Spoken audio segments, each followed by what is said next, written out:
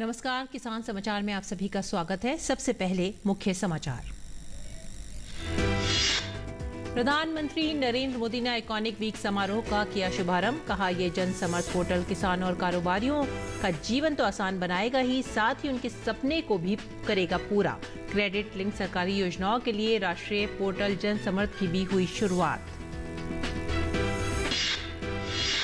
भारत ने तय समय से 5 महीने पहले 10% एथनॉल मिश्रण का लक्ष्य किया हासिल। गन्ने और अन्य कृषि जिन्सों से निकाले गए एथनॉल को पेट्रोल में 10% मिलाने का नवंबर 2022 का था लक्ष्य, लेकिन इसे जून में ही कर लिया गया हासिल।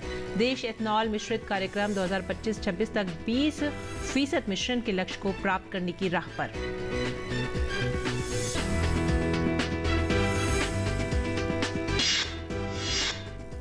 केंद्रीय रसायन और उर्वरक मंत्री मनसुख मंडाविया ने बिहार के रक्सौल में FSSAI की राष्ट्रीय खाद्य प्रयोगशाला का किया उद्घाटन।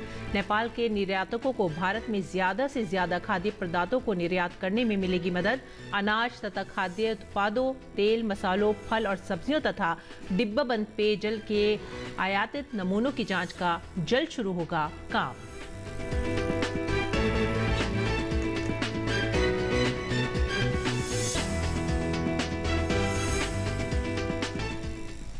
मुख्य समाचार के बाद खबरें अब विस्तार से। प्रधानमंत्री नरेंद्र मोदी ने वित्त मंत्रालय और कॉर्पोरेट कार्य मंत्रालय के आइकॉनिक वीक समारोह का उद्घाटन किया।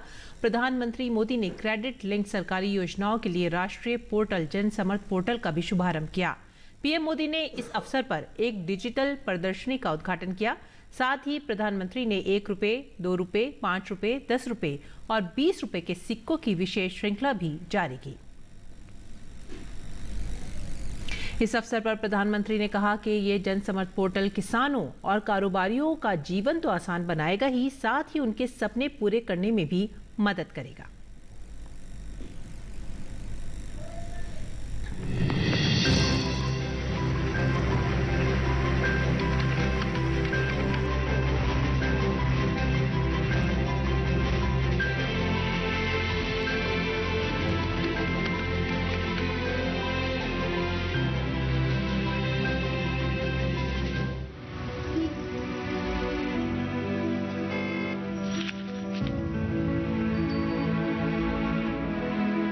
मुझे भी ये लोन मिल सकता है?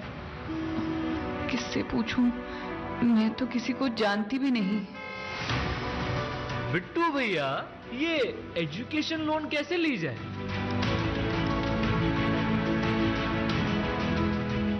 छोड़ो, बड़े पंगे हो। लो, अब तो सुखलाल ने भी अपना काम शुरू कर दिया। पैसा कहां से आया होगा? पूछूं क्या?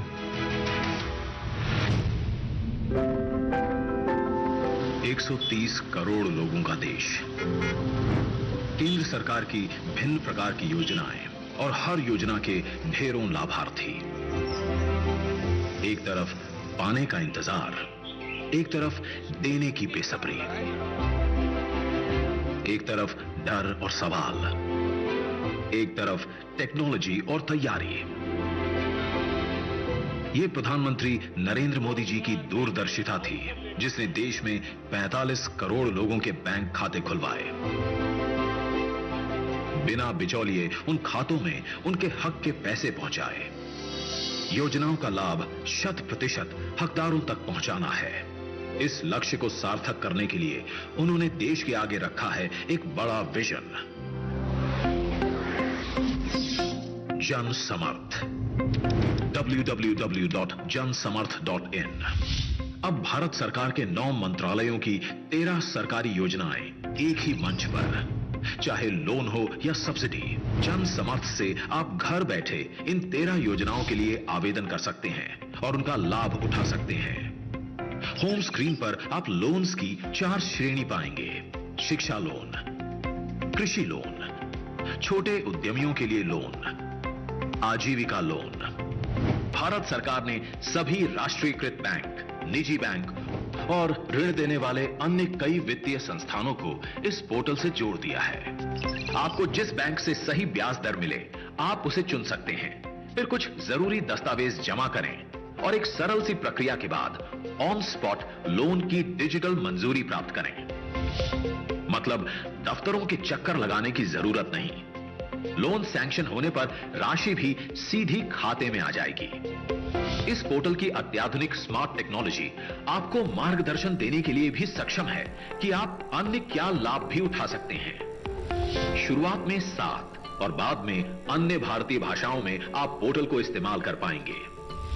जन समर्थ प्रधानमंत्री जी के मिनिमम गवर्नमेंट मैक्सिमम गवर्नेंस के मंत्र के साथ गरीबों की सेवा और कल्याण के लिए बनाया गया है, जो बनेगा सरकार और लोगों के बीच का पुल और खिलाएगा करोड़ों जीवन में खुशियों के फूल।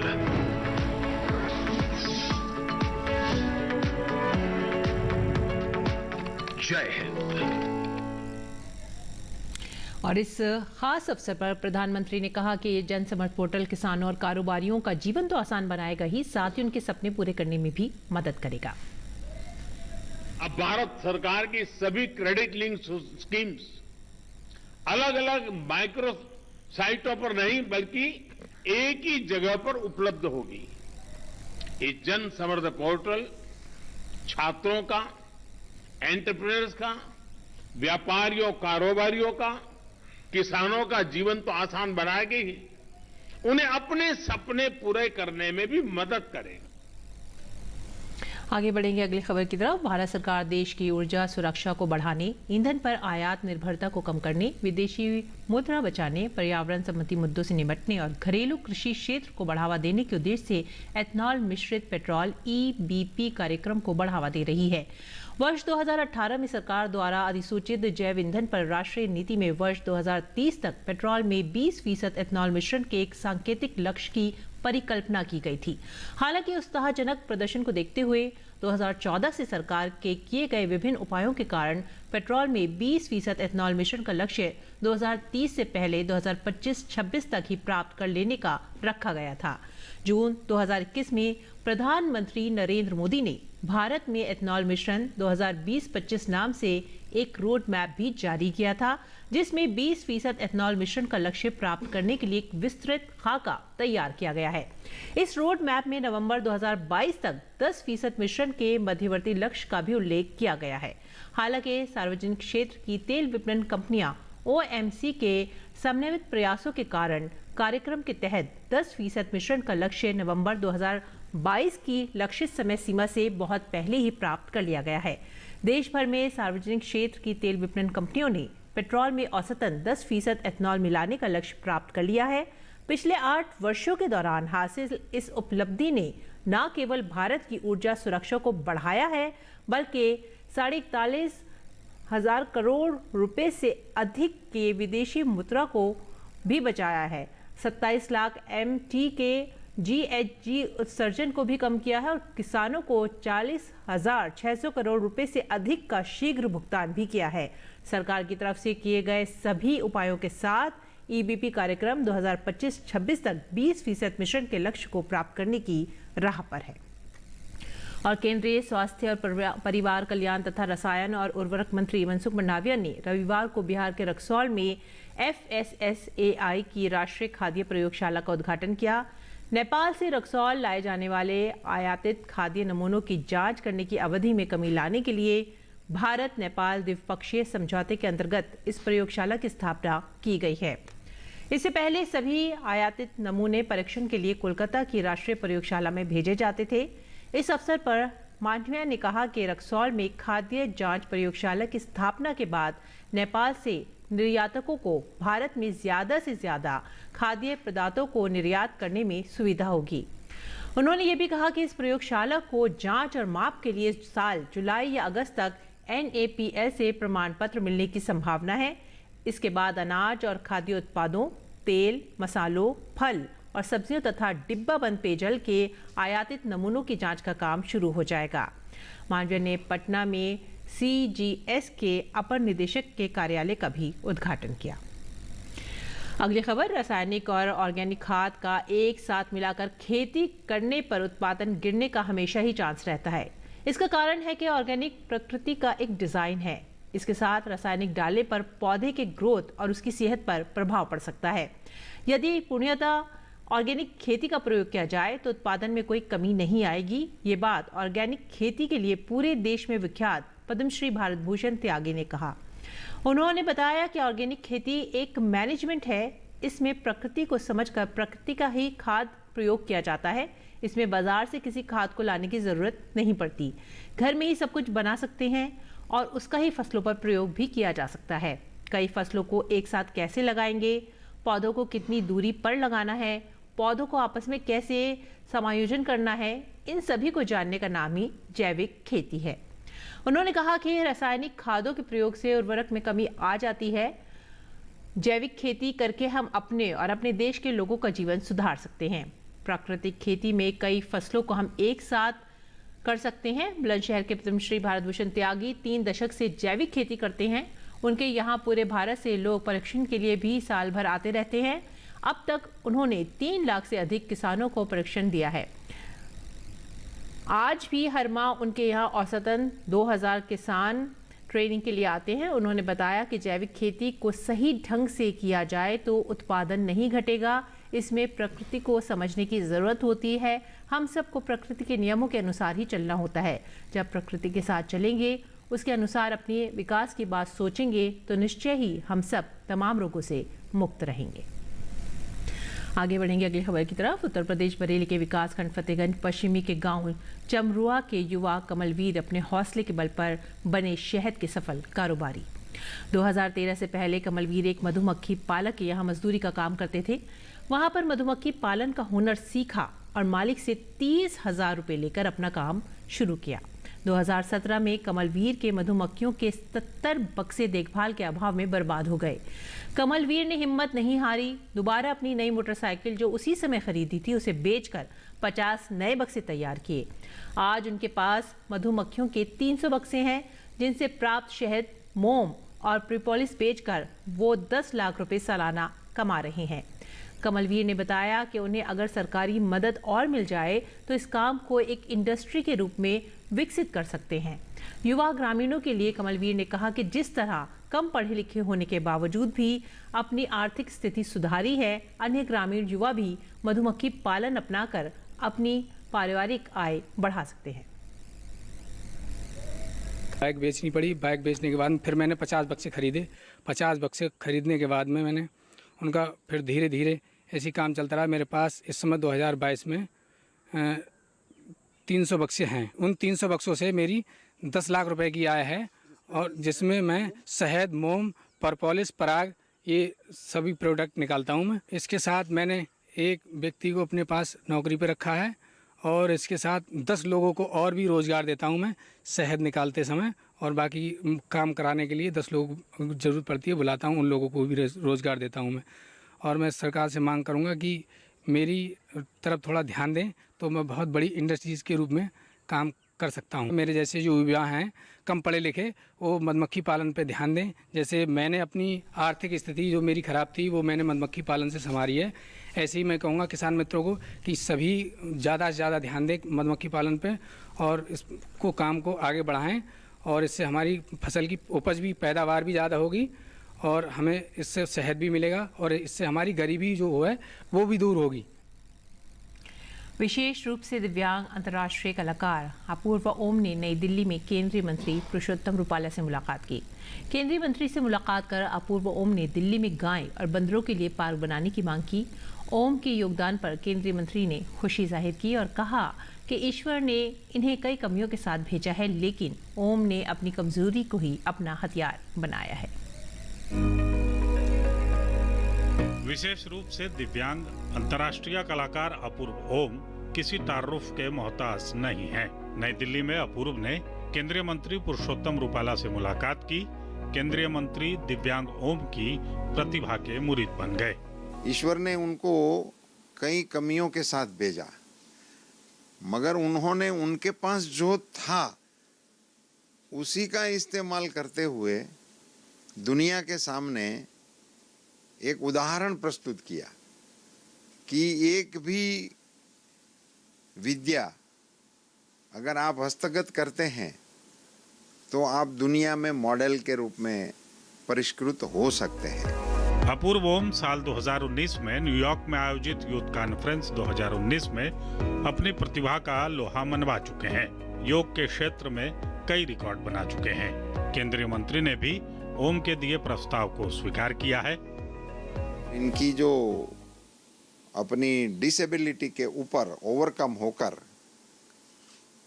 खुद के लिए करने की जो मंशा है, मैं इनको जितना समझ पाया पहली मीटिंग में, इससे मुझे ये लग रहा है कि वो खुद के बजाय औरों के लिए कुछ करना चाहता है।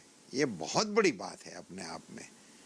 वो आज भी मुझे मिले हैं तो उन्होंने स्ट्रे एनिमल का इश्यू मेरे सामने रखा है। ये बहुत ही संवेदनशील बात है।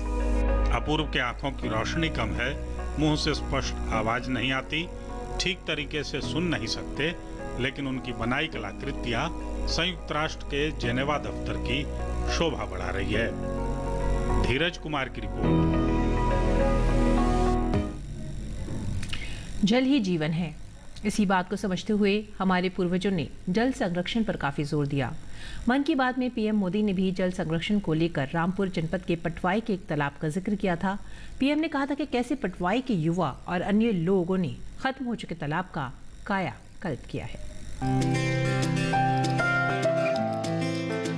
गर्मी बढ़ रही है, इससे पानी बचाने की जिम्मेदारी भी बढ़ रही है। कई इलाके ऐसे हैं जहां पानी की एक एक बूंद कीमती है और ऐसे में जल संरक्षण भी हमारी जिम्मेदारी है। और इस बार लोगों ने अमृत महोत्सव पर संकल्प लिया है जल संरक्षण का, जलाशयों और तालाबों के जीर्णोद्धार का। और इसके लिए देश के हर जिले में 75 अमृत सरोवर बनाए जाएंगे। कहते हैं कि जन भागीदारी से सब कुछ संभव है। दृढ़ इच्छा शक्ति हो तो सूखे तालाब भी पानी से लबालब भर सकते हैं। और इसी बात का जीता जागता उदाहरण है पटवाई का ये तालाब, जो अब अमृत सरोवर बनकर देश भर में सुर्खियां बटोर रहा है। दरअसल रामपुर के पटवाई में ग्राम सभा की जमीन पर एक तालाब था जो गंदगी से भरा हुआ था। तालाब की जमीन पर कब्जे हो गए थे, लेकिन कुछ ही हफ्तों में स्थानीय नागरिकों और स्कूली बच्चों ने इस तालाब का कायाकल्प कर दिया। ये अमृत मान सरोवर है जो इस टाइम वर्तमान में बनकर तैयार हुआ है। इससे ये पर्यटक स्थल के रूप में बना हुआ है इस टाइम तैयारी। अब क्षेत्रवासी, जिलावासी और क्या नाम है, हमारे दूर दूर से लोग आया करेंगे यहाँ पे सैर सपाटे के लिए और यहाँ पे घूमते फिरेंगे और क्या नाम है, इससे गाँव की आमदनी भी होगी। क्या नाम तालाब को पहचान दिलाने में प्रशासनिक अफसरों और ग्राम पंचायत का अहम योगदान रहा। विकास खंड और ग्राम पंचायत के स्तर से तालाब को संवारने के लिए 57 लाख रुपए उपलब्ध कराए गए। युवाओं ने दिन रात मेहनत की, जिसका नतीजा ये रहा कि 2 साल और 9 महीने की मेहनत के बाद ये तालाब पानी से लबालब तैयार है। ये एक बहुत गंदा, यहाँ पर बहुत गंदा था, मतलब देखने के बाद भी इसकी तरफ से हमें घिन सी आती थी। हर टाइम कूड़ा और बदबू रहती थी, पर माननीय जी ने इसकी तरफ को ध्यान दिया, यहाँ का अतिक्रमण हटाया, गंदगी हटवाई और अब वो बहुत अच्छा हो गया है। मोदी जी ने मन की बात में जो इसकी तारीफ करी है, तो हमें तो विश्वास ही नहीं था कि हमारा क्षेत्र इतना भी अच्छा हो सकता है। तो हम तो बस यही चाहेंगे, इतनी जितनी खुशी हम जाहिर करें कम है और पूरे क्षेत्र में बल्कि पूरे रामपुर डिस्ट्रिक्ट में ऐसा सौंदर्यीकरण हो। इससे पहले हमारे अमृत सरोवर पर कीचड़ गंदगी लोग डालते थे, कचरा डालते थे, राख डालते थे, चारों तरफ गंदगी रहती थी। लोगों को साफ सफाई के बारे में जागरूक किया तो लोगों ने खुद अपनी मर्जी से होके गंदगी डालनी बंद कर दी। प्रधानमंत्री नरेंद्र मोदी ने इस बार मन की बात कार्यक्रम के दौरान पटवाई के अमृत सरोवर का जिक्र किया। उन्होंने कहा कि उन्हें बहुत अच्छा लगा कि अमृत सरोवर का संकल्प लेकर इस पर तेजी से काम शुरू हुआ है, क्योंकि पानी की उपलब्धता और किल्लत किसी भी देश की गति को निर्धारित करते हैं। जरूरी है कि युवा जल संरक्षण का संकल्प लें और जल की बूंद बूंद बचाएं। Bureau report, DT news. और अब बात मंडी भाव की, आइए देखते हैं देश भर की मंडियों का भाव।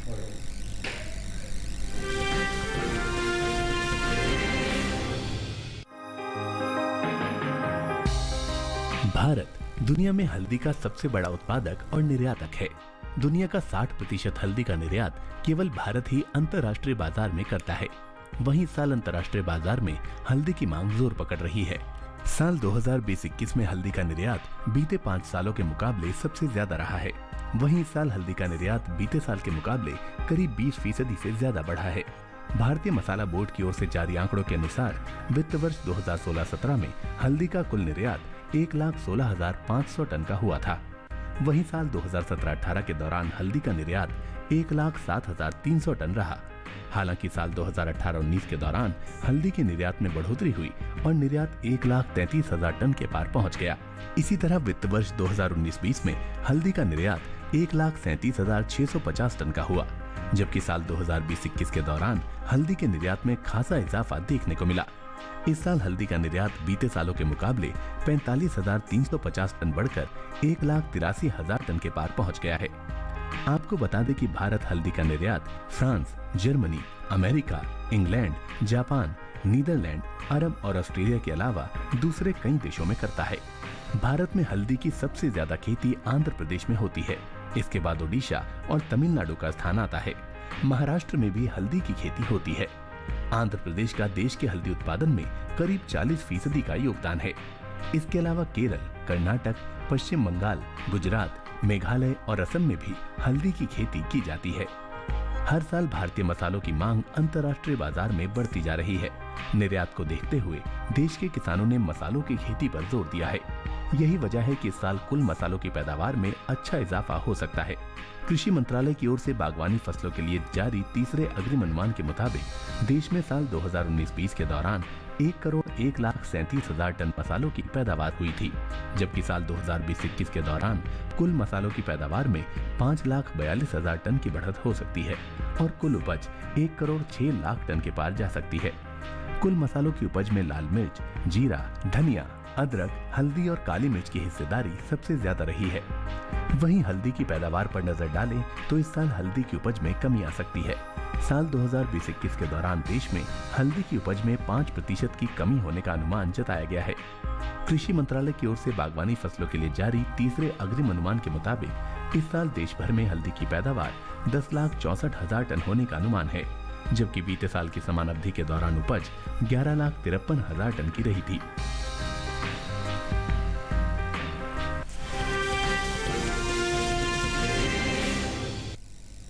और आइए अब बात करते हैं मौसमी खेती की। देखते हैं कि इस मौसम में किसान कैसे करें अपनी फसलों का रखरखाव।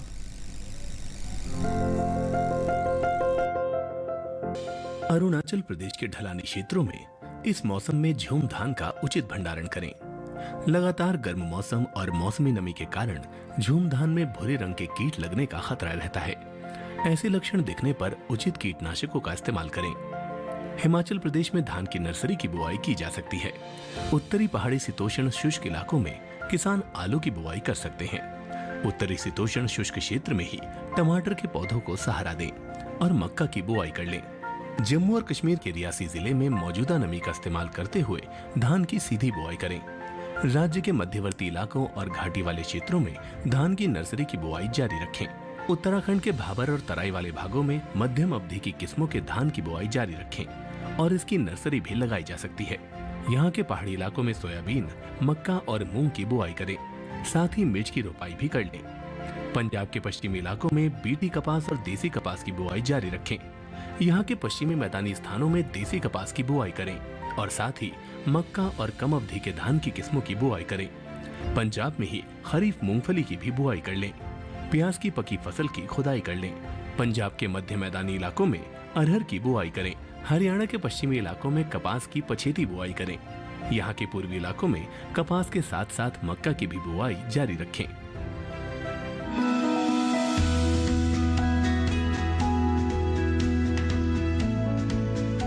सोयाबीन की फसल के लिए शुष्क जलवायु की जरूरत होती है। जिन इलाकों में 60 से 65 सेंटीमीटर बारिश होती हो, वहाँ के लिए सोयाबीन की खेती एकदम सही है। 25 डिग्री तापमान पर इसका जमाव 4 दिन में ही हो जाता है। इससे कम तापमान होने पर जमाव में 8 से 10 दिन लगते हैं। उत्तर भारत के मैदानी इलाकों, उत्तर पूर्वी हिस्सों और मध्यवर्ती इलाकों में सोयाबीन की खेती मध्य जून से लेकर मध्य जुलाई तक की जा सकती है, जबकि दक्षिण में इसे मध्य जून से जुलाई के अंत तक बो सकते हैं। हर इलाके के हिसाब से अलग अलग बीज विकसित किए गए हैं, लिहाजा बीज खरीदते समय सावधानी बरतें। बीज ज्यादा पुराना ना हो, क्योंकि एक साल बाद सोयाबीन के बीज की अंकुरण क्षमता कम हो जाती है। छोटा दाना 60 से 65 किलो, मध्य आकार का दाना 70 से 75 किलो, जबकि मोटा दाना 80 से 85 किलो प्रति हेक्टेयर लगाना होगा। बुआई कतारों में करें। पौधे से पौधे की दूरी 5 सेंटीमीटर, जबकि कतार से कतार का फासला 45 सेंटीमीटर रखें। बोने से पहले बीज को थेरम या कार्बेंडाजिम से उपचारित कर लें। जमाव के बाद अधिक पानी से सोयाबीन को नुकसान नहीं पहुंचता, क्योंकि इनकी जड़ों में एरेनकाई का उत्तक बन जाते हैं, जो जड़ों को हवा प्रदान करते हैं। इससे पौधा सांस ले पाता है और दूसरी क्रियाएं जरूरत के हिसाब से होती रहती हैं। फूल आने के 2 हफ्ते पहले सिंचाई जरूर करें। ऐसा करने से फलियां ज्यादा लगेंगी। और आइए अब समय है खास खबर का। देखते हैं खास खबर। उत्तराखंड में मध्य प्रदेश के श्रद्धालुओं से भरी एक बस के गहरी खाई में गिर जाने से 26 लोगों की मौत हो गई। रविवार की देर शाम यमुनोत्री धाम से लौट रही ये बस डामटा से 2 किलोमीटर पहले अचानक खाई में गिर गई। घटना की सूचना मिलते ही राहत और बचाव दल मौके पर पहुंच गया। राष्ट्रपति रामनाथ कोविंद ने उत्तराखंड में हुए बस हादसे पर दुख जताया है। राष्ट्रपति ने ट्वीट करते हुए कहा कि उत्तराखंड में एक बस दुर्घटना में लोगों के निधन के दुखद समाचार से मैं व्यथित महसूस कर रहा हूं। मैं दिवंगत लोगों के परिवारजनों के प्रति अपनी शोक संवेदनाएं व्यक्त करता हूं। प्रधानमंत्री नरेंद्र मोदी ने इस घटना पर दुख जताया है। उन्होंने ट्वीट संदेश में कहा कि उत्तराखंड में हुआ बस हादसा अत्यंत पीड़ादायक है। इसमें जिन लोगों ने अपने प्रियजनों को खो दिया है, उनके प्रति अपनी शोक संवेदना व्यक्त करता हूं। उत्तराखंड में बस हादसे में शिकार लोगों के परिजनों के लिए पीएम राहत कोष से मृतकों के परिजनों को 2-2 लाख रुपए और घायलों को 50-50 हजार रुपए अनुग्रह राशि प्रदान किए जाने की घोषणा की गई है। मध्य प्रदेश के मुख्यमंत्री शिवराज सिंह चौहान ने हादसे को दर्दनाक और दुर्भाग्यपूर्ण बताया। उन्होंने कहा कि पन्ना के भाई बहन जो चारधाम यात्रा पर गए थे, उनकी एक बस खाई में गिर गई है, जिसमें कई लोगों की दुखद मृत्यु हुई है। उन्होंने बताया कि मृतकों के परिवारों को 5 लाख रुपए और घायलों के परिजनों को 50,000 रुपए दिए जाएंगे। कानपुर हिंसा मामले में पुलिस ने 9 और लोगों को गिरफ्तार कर लिया है। उधर हिंसा की जांच के लिए गठित विशेष दल हिंसा में शामिल अन्य लोगों की पहचान के लिए लगातार कार्रवाई कर रही है। सोशल मीडिया पर दुष्प्रचार करने वाले तत्वों पर भी नजर रखी जा रही है। जम्मू कश्मीर की स्थिति पर आम आदमी पार्टी के संयोजक और दिल्ली के मुख्यमंत्री पर सूचना प्रसारण मंत्री अनुराग सिंह ठाकुर ने पलटवार किया है। उन्होंने कहा कि जब पूरा देश आतंकी घटनाओं की एक स्वर में निंदा कर रहा है, तब केजरीवाल आतंकियों अलगाववादियों की निंदा करने के बजाय राजनीति कर रहे हैं। जम्मू कश्मीर के उपराज्यपाल मनोज सिन्हा ने कहा कि राज्य में जिस तरह से निर्दोष लोगों को आतंकवाद के जरिए निशाना बनाया जा रहा है, इस पर प्रशासन व फोर्स दोनों अपना काम मुस्तैदी से करेंगे, लेकिन निर्दोष व्यक्तियों पर प्रशासन कोई कार्रवाई नहीं करेगा। एक टीवी डिबेट के दौरान समुदाय विशेष के धर्मगुरु के विषय में विवादित बयान देने के मामले में भारतीय जनता पार्टी ने प्रवक्ता नुपुर शर्मा की प्राथमिक सदस्यता निलंबित कर दी है। उनके खिलाफ पार्टी ने जांच के आदेश दिए हैं।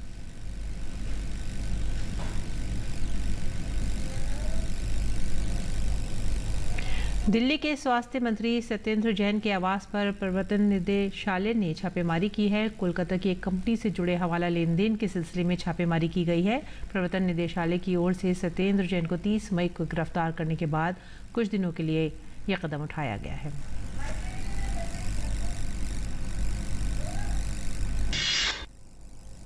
और इसी के साथ ही हमें दीजिए आज्ञा। नमस्कार।